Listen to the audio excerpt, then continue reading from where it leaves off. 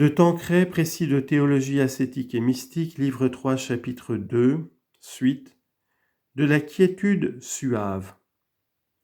Pour cet état et les suivants, nous utiliserons surtout les œuvres de sainte Thérèse, qui a décrit ces oraisons avec une sûreté de coup d'œil et une précision incomparables. Elle donne à cette oraison divers noms. C'est la 4e demeure du château.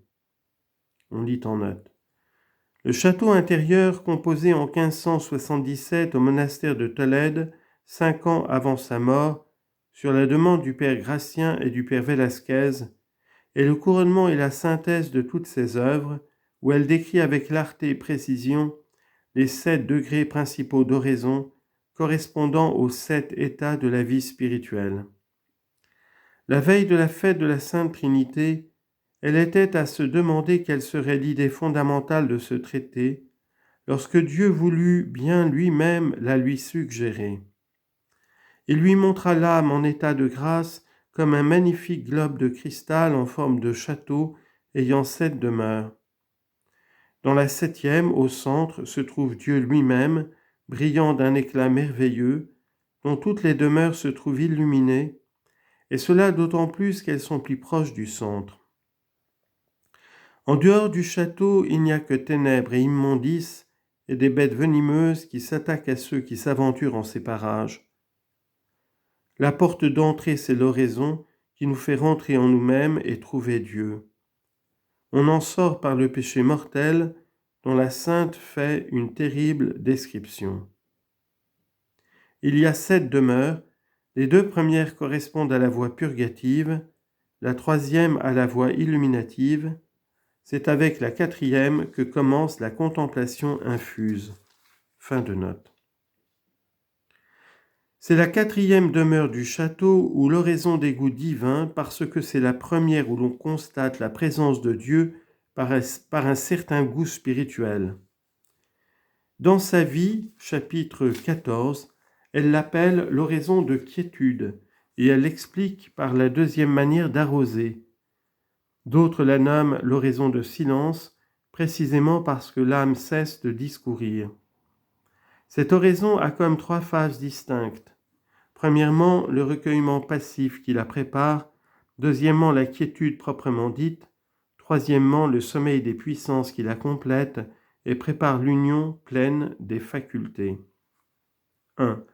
Le recueillement passif.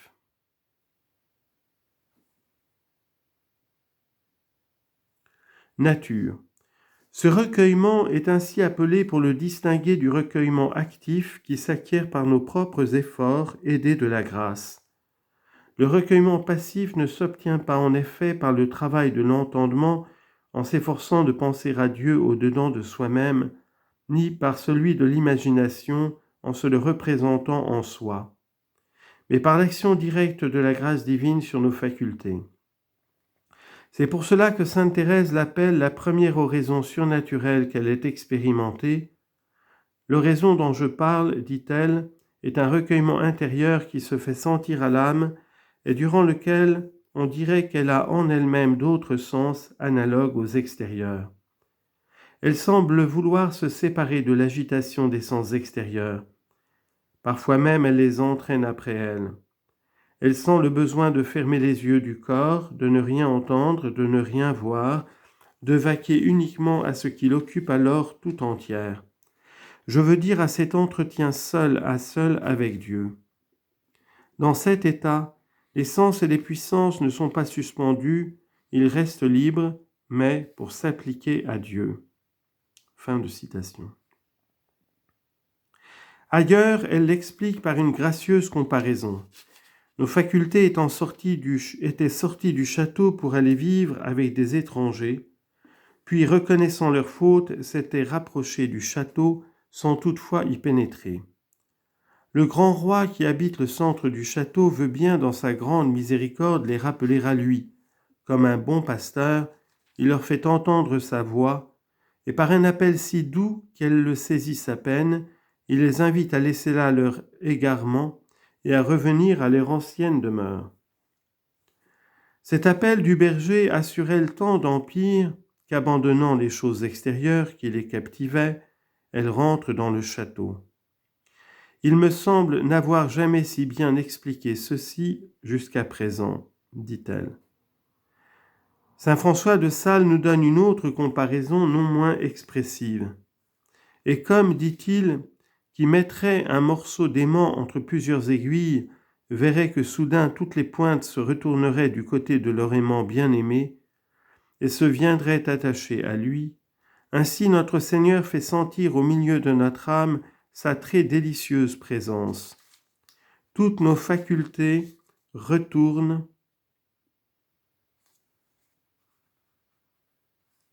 leur pointe de ce côté-là pour se venir joindre à cette incomparable douceur. Fin de citation. On peut donc définir ce recueillement passif comme une douce et affectueuse absorption de l'intelligence et de la volonté en Dieu, produit par une grâce spéciale du Saint-Esprit. Conduite à tenir. Cette faveur est généralement le prélude de l'oraison de quiétude, mais peut cependant n'être que transitoire, comme il arrive en certaines occasions où l'on est plus fervent, par exemple au moment d'une prise d'habit, des vœux, d'une ordination.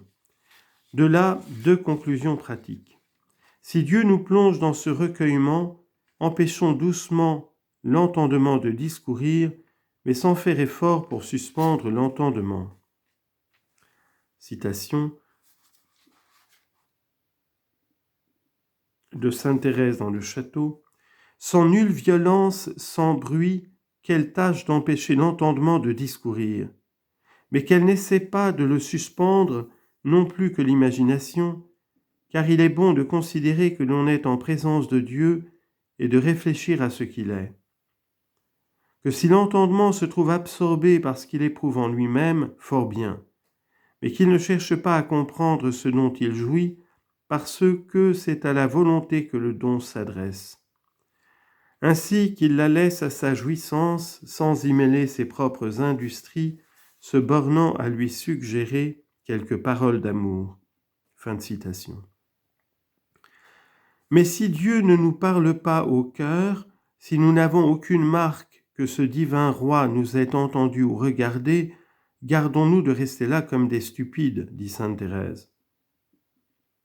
Car lorsque l'âme fait effort pour enchaîner sa pensée, elle tombe dans une plus grande sécheresse qu'auparavant, et la violence même qu'elle s'impose pour ne penser à rien rend son imagination plus inquiète. D'ailleurs, nous ne devons songer qu'à la gloire de Dieu, non aux consolations et au goût personnel. Quand Sa Majesté veut que l'entendement cesse d'agir, elle l'occupe d'une autre manière et l'instruit mieux que ne ferait notre activité. Mais en dehors de là, nos puissances sont faites pour agir.